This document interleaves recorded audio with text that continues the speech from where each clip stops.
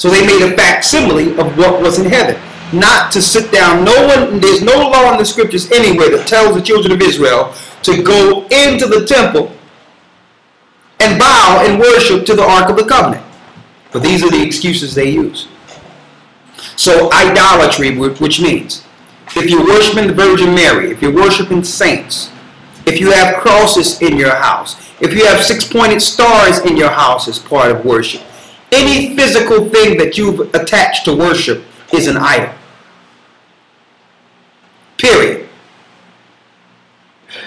Anything. If you have what they would call a good luck charm, that's an idol. What's a charm? They were given by witches and warlocks with little spirits or jinns in them, and you make a wish and you keep them as good luck. They believe that there's spirits in these charms. So you have to be careful when buying jewelry, because you don't know what those rabbis are doing over some of those metals. You have to be careful. Finish reading. Verse 5. And if ye offer a sacrifice of peace offering unto the Most High, ye shall offer it at your own will. Okay, that's 5, right? Mm-hmm. Okay, do me a favor, Mark. Can you go from 6 through 10 for me? Verse 6. It shall be eaten the same day ye offer it, and on the morrow, and if aught remain until the third day, it shall be burnt in the fire. So offerings were actually eaten by those who were offering it to their God. It's like praying your food to your God. You're offering that. As you can see, these offerings or sacrifices are eaten. They're eaten. Right? Read. And if it be eaten at all on the third day, it is abominable. It shall not be accepted. And through a lot, believe it or not, a lot of brothers and sisters don't know this, leftovers was unlawful in our law. You cook enough to eat that day. Nothing is wasted. You cook enough to eat. And something just happened. I don't know what was going on, but all through my life, I just never liked leftovers.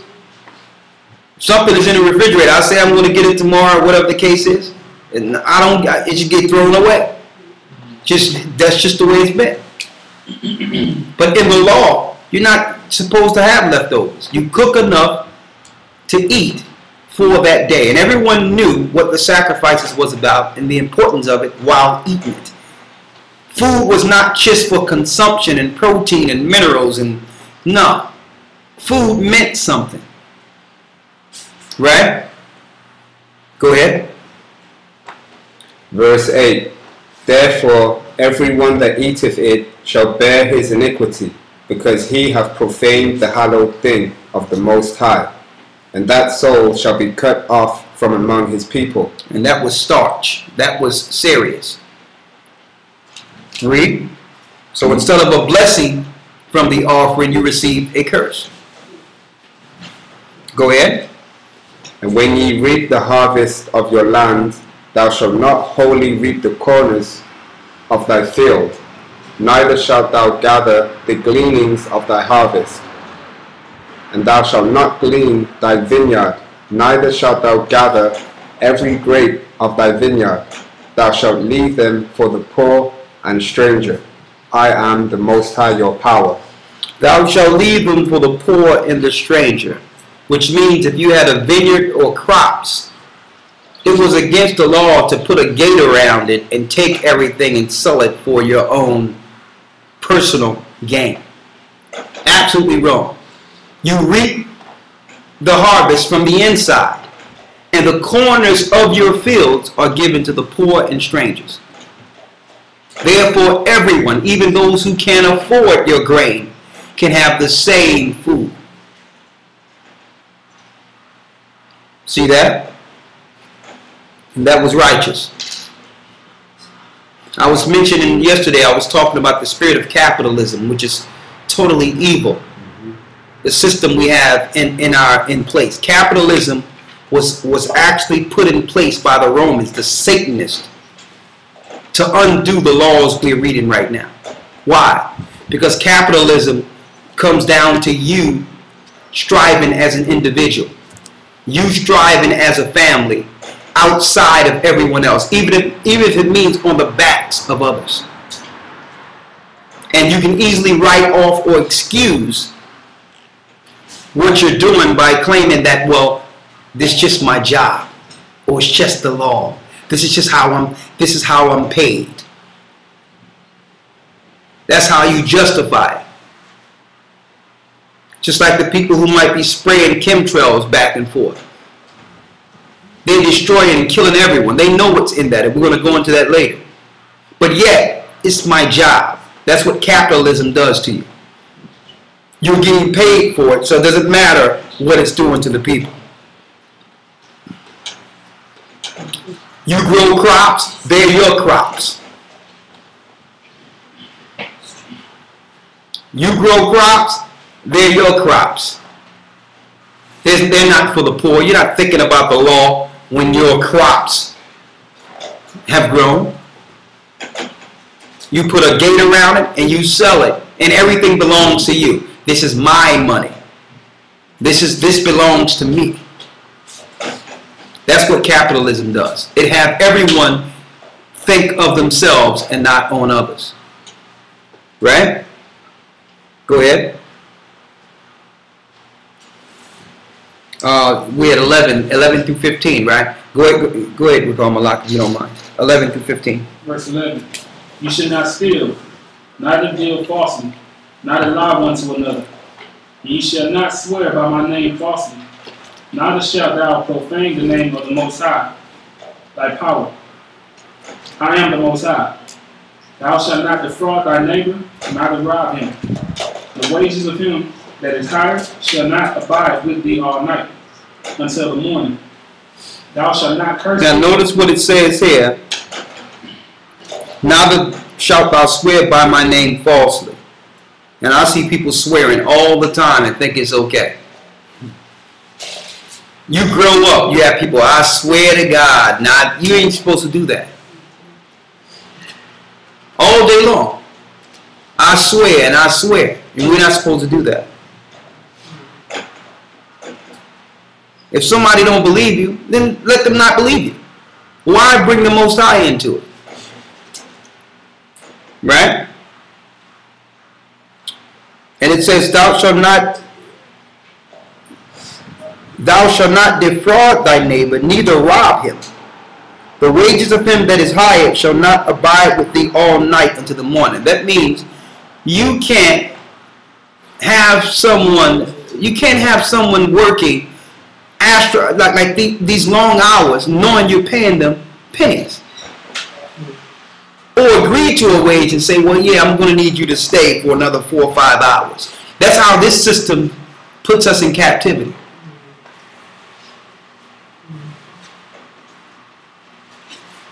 And I'm going to tell you, brothers and sisters, one thing that's way more important, and it breaks the spirit of capitalism. What's more important than money? First of all, the Most High. But time. Time is more important than money. Because you can always get money, but you cannot get back the time. So this goes into wages. Somebody giving you $30 or whatever the currency is in any particular country to work 8-9 hours, to work 12 hours. Not to say not to do so, but during this time, your break time, you need to be thinking how I can do less so that I can do more for the Most High, instead of working for these people and getting nothing. Right? Read. Verse 14. Thou shalt not curse the deaf, nor put a stumbling block before the blind, but shalt fear thy power. I am the Most High. Ye should not do no unrighteousness in judgment. Thou shalt not respect the person of the poor, nor honor the person of the mighty. But in righteousness shalt thou judge thy neighbor. And that's crystal clear. If there's a judgment, partiality shouldn't come towards someone because they don't have nothing. Like in our society, if you got enough money, you can buy a judge. The poor, you get a public defender. Okay? Okay, we're going 16 through 20. You do that? Go ahead. Leviticus 19:16. Thou shalt not go up and down as a talebearer among thy people, neither shalt thou stand against the blood of thy neighbor. Let's examine that. It says, I am the Most High, right? It says, thou shalt not go up and down as a talebearer among thy people. These are people whose whole existence is to tell what's going on at any interval. You know that you can get the news from this person. This person is so used to giving news, they'll start making up stuff just to have something to tell. A talebearer is someone who just can't sit without spreading something and starting something. Thou shalt not go up and down as a talebearer among thy people, neither shalt thou stand against the blood of thy neighbor. Because what are they doing? They're talebearing to stir something up, but really they're looking to stir up a frenzy that will eventually get the person destroyed or killed. To blood. Now notice, what these laws are some of the same things that was done towards our Lord and Savior, Yeshua. They started spreading things about him, claiming he was going against Moses and all that. It was talebearing, going back to the Pharisees and scribes. And they did it to blood. Thou shalt not go up and down as a talebearer among thy people, neither shalt thou stand against the blood of thy neighbor. Let the Most High do the judgment when it comes. His judgment is fine. Instead of stirring something up to destroy a brother or sister. Then it goes back to, suppose that was you. No one mind talking or talebearing about another person. I mean, no one like it when it's done to them. But they will do it to others. How dare you say something about me? Well, this is what you do every day. Talebear. And see, our people kind of excuse it in this way. Well, we just need somebody to talk to. This is how we hide our talebearing. Sometimes we just need to, we just need to be able to express ourselves. No, you don't. You don't need to express yourself if it's talebearing on another person. This ain't you just talking to somebody about what you're going through. This is you talebearing and having other people in your conversation. Okay? And this is how spirits attack and continue to germinate. Right? Go ahead. Verse 17. Thou shalt not hate thy brother in thy heart. Thou shalt in any wise rebuke thy neighbor, and not suffer sin upon him. Verse 18. Thou shalt not avenge nor bear any grudge against the children of thy people. Thou shalt not avenge nor bear any grudge against the children of thy people. Go ahead. But thou shalt love thy neighbor as thyself. I am the Most High. That's crystal clear. Read. Verse 19.